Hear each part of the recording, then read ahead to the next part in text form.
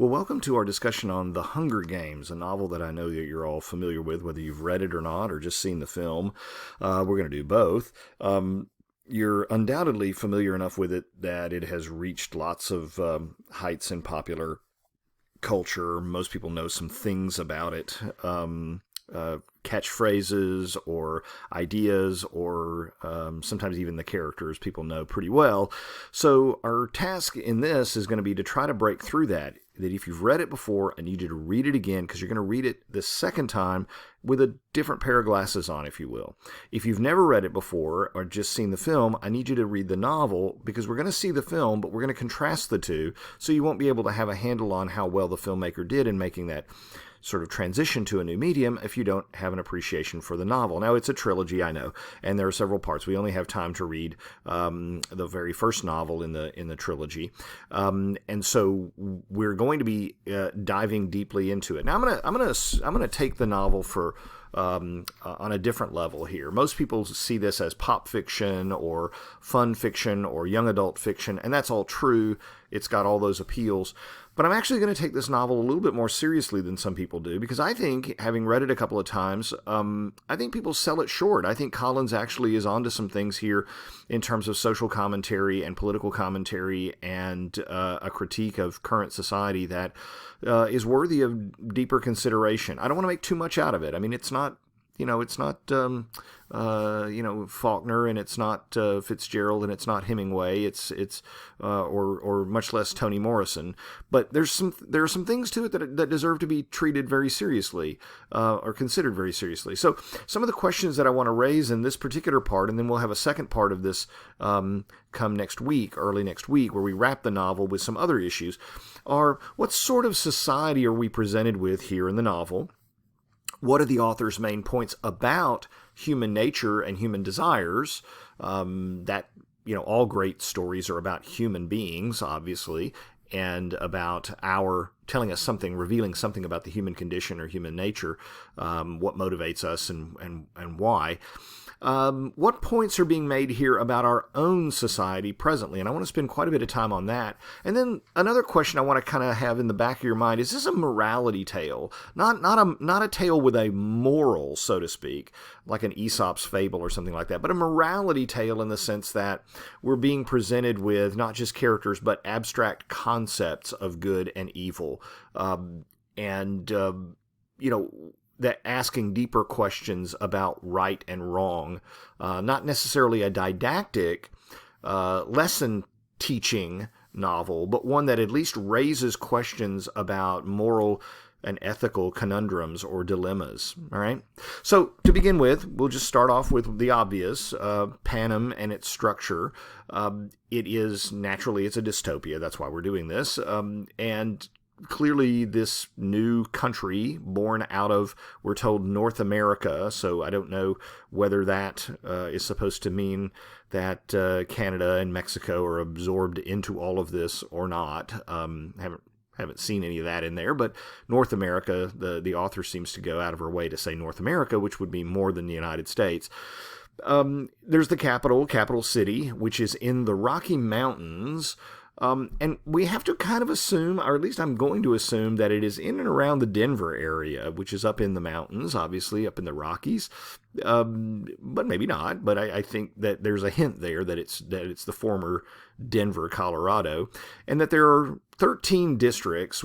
There was an uprising, obviously, a civil war that came about after a collapse, an environmental and economic collapse, because we're told very clearly that the sea levels rose and there were other difficulties environmentally that brought about perhaps famine and war, all of that backstory. We get a little bit more of that in the latter two novels, but just for this novel, that's the world that we're presented with, and that this uprising led to the subjugation of 12 districts and the supposed annihilation of a 13th district. Okay, now I'm gonna put supposed in there because if you've read further, you know.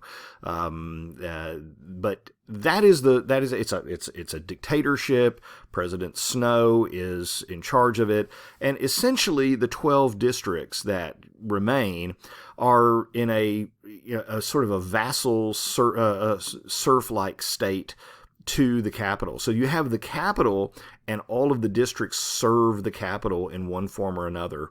And of course, each district is known for different sort of economic products that it produces, and all of this supports this very top-down hierarchical structure of an elite core of people at the very top in capital city, and everybody else are basically servants. It's about as top-heavy as it gets. It's not the least bit. There's no middle class to speak of. There's a professional class, and then there's a political class, and then everybody living in that's in the capital city. And pretty much everybody else in the districts are servile in some capacity or another. Maybe they work manual labor. I mean, there's a little bit of class distinction, obviously, people who live on the seam versus in the town and that sort of thing. But really, the difference in their lifestyles are just not. So we don't have a middle class. We've got maybe a small professional class or technical class that is closely associated with the elites in capital city and serve capital cities' elite hierarchy. Everybody else is either some sort of thug or goon or enforcement person or a worker bee. Okay, so that's the kind of world that we're given. It's not terribly unusual. Food is at a premium, hence the title.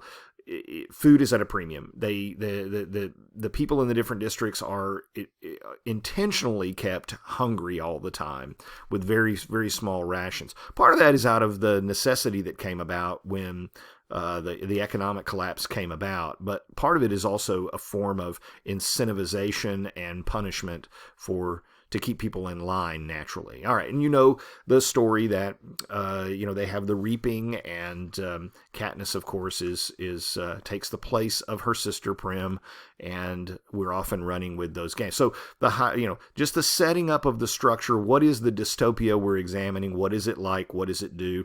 And we'll get into that. Now, I'm going to spend a little bit more time here on this next slide, quite a bit of time, in fact. Some favorite shots from the film, obviously. The political and social commentary that you find in the work. Because a lot of people will read the novel and they'll just see it as kind of an adventure story, or a little bit more than that, sort of an adventure story primarily geared towards girls. Although, I enjoyed it too, and I'm not a teenage girl, obviously. But the thing that I think a lot of people don't do is they don't delve a little deeper and ask questions like, well, what kind of world are we presented with and why? And what is the author's attitude towards that world? And what are some of the points of commonality between the fictional world she's created and our own world? It is not at all uncommon, for example, for a children's fiction or adolescent fiction to have some sort of very important social commentary. I'll give you an example. You all probably know The Wizard of Oz. Probably know that story fairly well, or you've seen the movie. I hope you have anyway. So what people don't realize is that the author of that novel, and it was a novel before it was a film, L. Frank Baum, B-A-U-M, actually wrote it as a political allegory. And, all of this is very old to us, but essentially the political allegory that he was providing was the debate that was going on in the United States about the gold standard in the 1890s. Believe it or not, the yellow brick road is gold, right? Should the money supply in the United States continue to be based on gold, the gold supply, or should it be shifted to the silver standard, right? Should the dollar be backed by gold, or should the dollar be backed by silver? What difference does it make, you might ask? Well, the answer is silver's much more plentiful. If the government had decided to shift over from the gold standard to the silver standard, it would have inflated the currency. It would have made things more expensive. And the problem that was happening at the time, I'm getting in the weeds here, sorry, was that farmers and other people were getting crushed because prices for their goods were dropping. So the gold supply was not growing. Therefore, the dollar was becoming more and more valuable because the dollar was linked to gold, and gold was very scarce. So William Jennings Bryan, you may remember him from your American history class, ran for president, not once but twice, failed both times. Ran on the Populist Party platform that said we want to change to a silver standard. And he has this famous speech, the cross of gold, so you shall not crucify us on a cross of gold. A lot of people voted for him, but he failed. what people don't realize is that Baum's work is an allegory, and even though it's for children, it's a political allegory. The ruby slippers for Dorothy were originally silver slippers.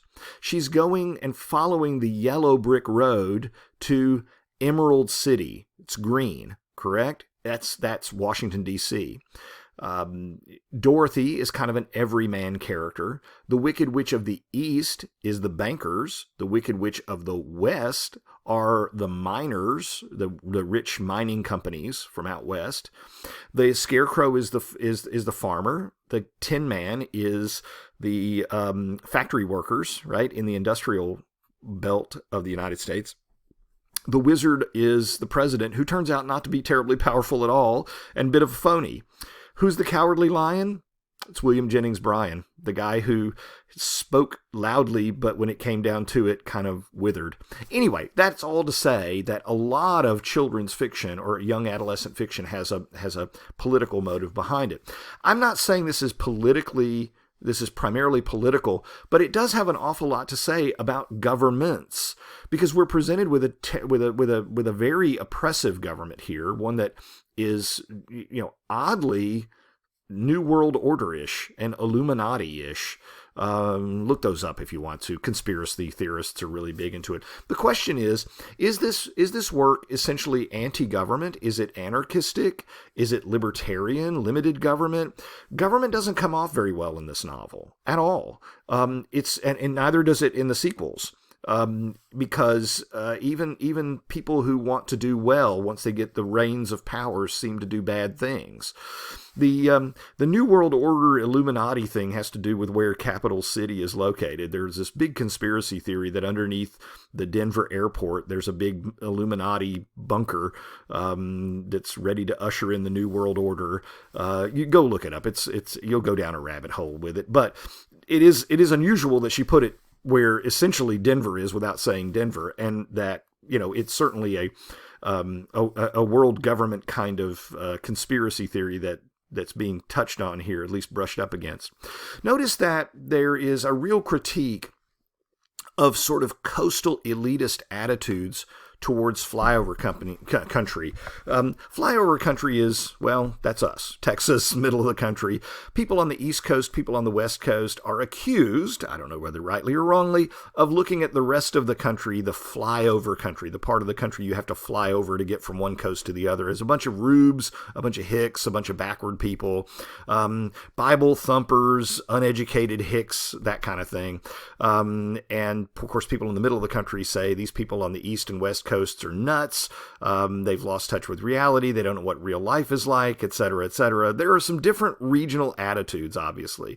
The capital city, the accents, the styles, the mannerisms, the hairdos, all of that differentiate them substantially from the people in the different districts who are the worker bee, ordinary people, the poor people in the country. And in fact, there's an intentional effort here to make them seem silly and foppish and dilettantish. I think they did a great job with the two hosts and dressing them up. The hair alone is worth the price of admission there. But the very strange sort of ways that they talk, and the squeaky voices, and the upturned accents on the end of the sentences, you can have a lot of fun with that. People in the rest of the country talk normally. These people affect a dialect to make them look different, seem different. They're vain and shallow. Take a look at page 59. It's 59 in my text. First the sort of the Denver-ish thing there, and again, Google this. You can go down a rabbit hole with this. The mountains form a natural barrier between the capital and the eastern districts. It is almost impossible to enter from the east except through the tunnels. This geographical advantage was a major factor in the districts losing the war that led to my being a tribute today.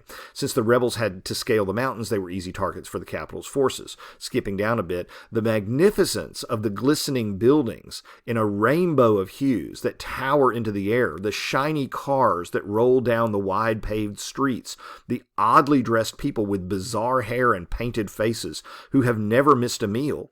All the colors seem artificial, the pinks too deep, the greens too bright, the yellows painful to the eyes, like the flat round discs of hard candy we can never afford to buy in the tiny sweet shop in District 12. There is a huge contrast, intentional, okay? This is not me reading into anything. Clearly, Collins wants to draw a very big contrast between the lifestyle and values and affluence of capital city residents versus the rest of the country. Okay? And that is, I think, trying to tell us something about a very stratified society. Do we live in one here now? I think we do. Most people think we do. That there is, you always hear people talking about this growing gap between rich and poor, the haves and the have-nots, and the social schism that is taking place as a result of that. I'm skipping around in the notes here, but towards the bottom, if you would. It's an excellent book called Hillbilly Elegy, which came out a few years ago, contrasts the worsening state of small town and rural and middle American families and the destruction of those communities versus the improving lifestyles and the very different value system of places like San Francisco and Seattle and New York and Washington, D.C., the urban areas that are attracting wealth and affluent lifestyles and those kinds of things versus rural Kentucky, for example, where whole towns are being hollowed out. The author of Hillbilly Elegy basically said, and it's an elegy. An elegy is something like, it's like something, a funeral speech, right? It's something you recite at somebody's funeral, the death of something. And the author basically says, this explains a lot on the political landscape. It explains, for example, the Bernie Sanders and the Donald Trumps, who are trying to reach people who have not been reached, who've been left behind, and who feel alienated. They feel their communities have been hollowed out. All the manufacturing jobs that those places enjoyed and provided a living for those people have gone overseas. And so you look through much of Middle America, rural and small town Middle America, and the schools are dilapidated, the roads are run down, the people have left, the stores are closed up, there are no factories, a lot of the agricultural industry is gone. It's completely gone, but the people remain.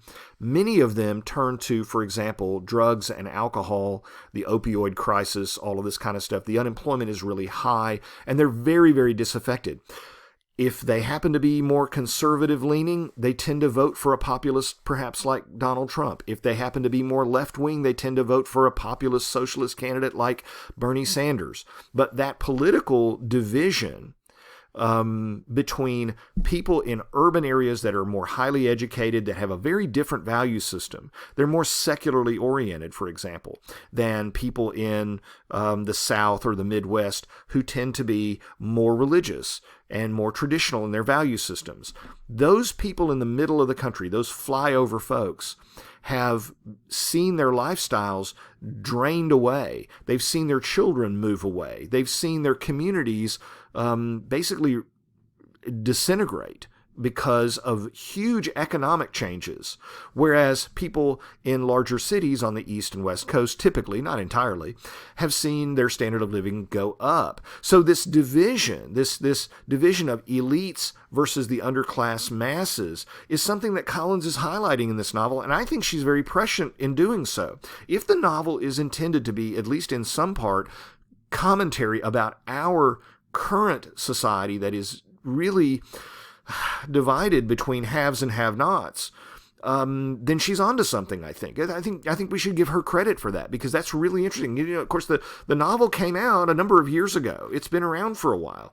Came out well in advance of the current political scene, obviously. Also, the second thing is she's bringing up something here about the reality TV craze. I'm old enough to remember that not everything on television was reality shows. I mean, there were situation comedies and variety shows and dramas and those kinds of things.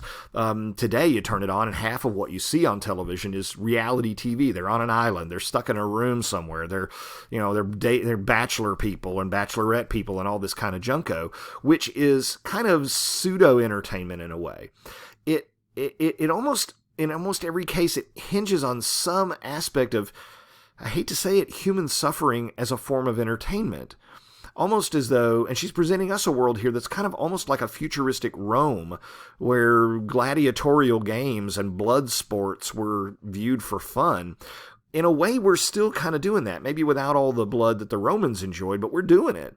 She's positing a world here that is on a very clear line or trajectory from where we are now, which is to view human suffering and conflict and difficulty. It may be just housewives arguing, but it's still suffering emotionally. And projecting that forward on that trajectory and saying, this is where we end up if we keep doing this. This is where we end up if we see human suffering as a form of entertainment. We disconnect from the reality of the reality television show. These are now characters and not real.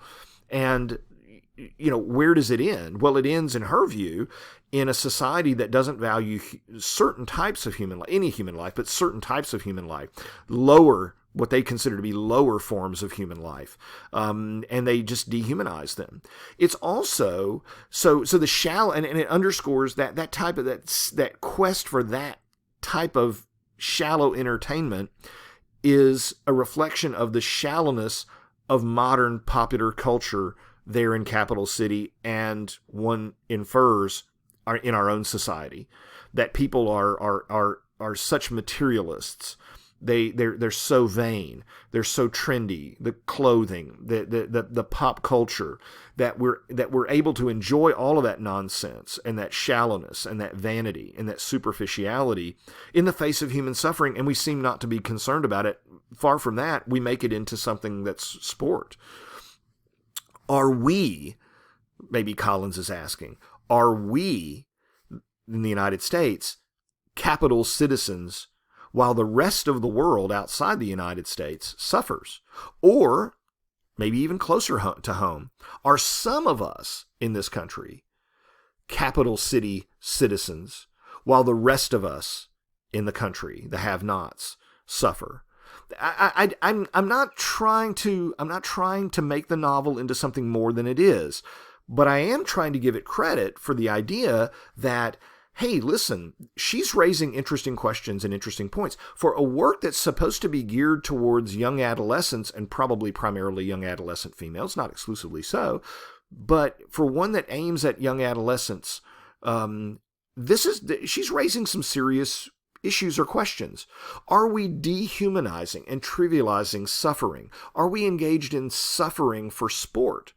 Katniss has to negotiate her relationship with her audience, right? She's got to curry its favor. She has to give some of herself up and become a persona so that she can get something out of them. What should that relationship be? How far does she want to go with that? She's upset, for example, when Peeta sort of says on stage, or hints that he has feelings for her, and she gets really angry. But that is clearly a ploy on Peeta's part and a strategic move. He has to use the audience just as they're using him. They both use each other. He knows that, and she's learning that as the novel goes along. One other thing that I want to raise here as well is the intergenerational conflict. A society, and this is another thing, so let's put this one in a different box maybe, from the question of class, one of age or generation. I think Collins is criticizing our society because we are, in a way, sacrificing our children. Remember, in The Reaping, it's only teenagers or so, I think it started at 12 maybe, that are selected for this. what does it say about a society that's willing to sacrifice its own children that way? I mean, infant sacrifice, child sacrifice goes back, way, way back to pagan times. So I think she's really drawing on something very ancient here, or she's alluding to something ancient, that we're very primitive in this regard, that this future society is not advanced at all. It's actually regressed back to something that's very savage and dark and pagan. But I don't think she's doing that and inventing that as some purely hypothetical thing. I wonder whether she's not making a comment about whether the extent to which we're doing that now. Do we live in an America that is sacrificing its children in any number of different ways? I'll give you an example. There's an awful lot of conflict between Generation Z and millennial people today and baby boomers. I'm at the tail end of the baby boomers, and I'm not quite a Generation X person, so I'm right there on the borderline. But there's a real sense of resentment or conflict between those two generations. And I think it's very sad, but it's understandable. Where you have baby boomers who say, these Gen X, these millennials, and by the way, they call Generation Z people millennials, and they're stupid because they, anyway, they don't realize that the people they're criticizing are actually Generation Z frequently rather than millennials. To anybody over 50, everybody under 40 is a millennial. If you're a newborn, you're a millennial to them because we're just stupid that way. And so there's this sense that younger people, they're slackers, they're lazy, they're addicted to technology, they don't have the same work ethic we did, blah blah blah. And then younger people, Generation Z and millennials, look at baby boomers, and that phrase, okay boomer. You see this conflict. It's like there's a sense that everything's been done for them. That they had their educations provided for them with little or no debt. They had a world where it was affordable to buy a new home and rent didn't cost you, 6 pints of blood a month. They had a world where they had less pressures and less problems and all this kind of stuff. I think both of those generations are very wrong about the other.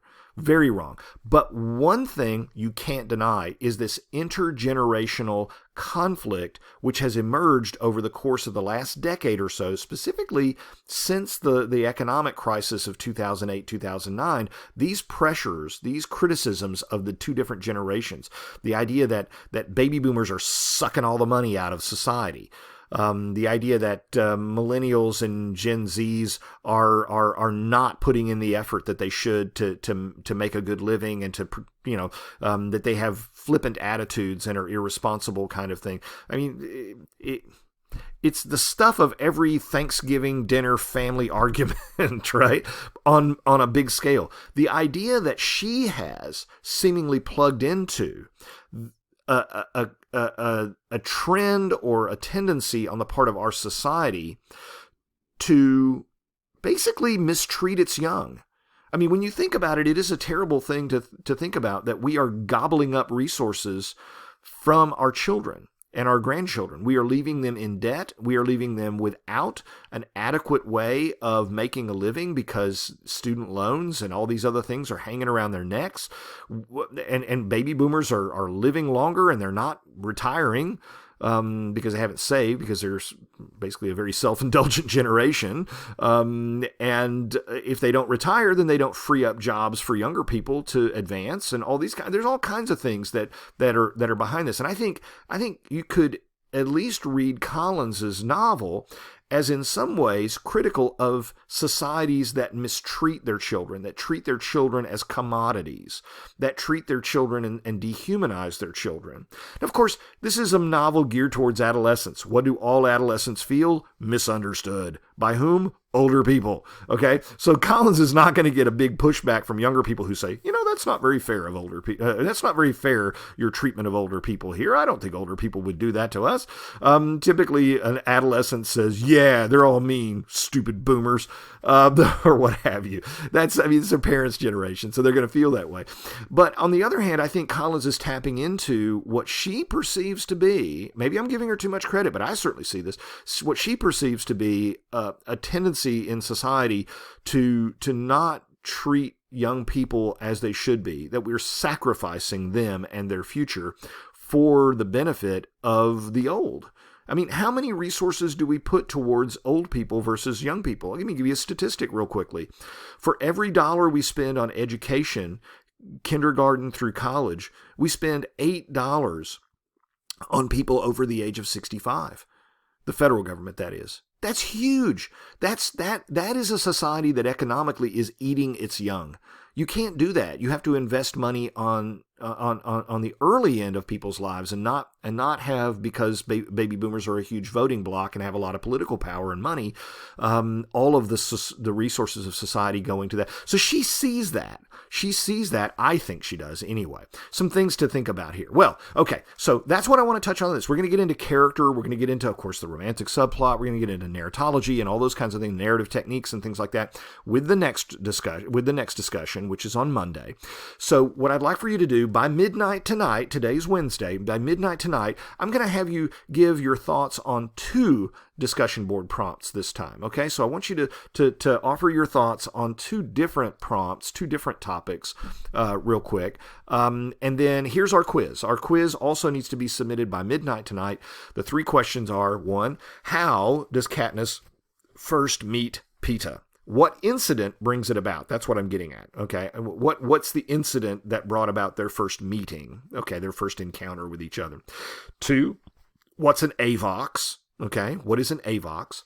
And 3, what is the cornucopia? All right, if you've read it, you should know these. Hopefully, you can answer those. And just a quick answer that shows me you read it is all you need to do. So, again, by midnight, 2 discussion board prompts. Please respond to them. Shouldn't take you more than about 5 minutes apiece. And then submit your quiz. And then the next lecture will go up by Monday morning. Thank you.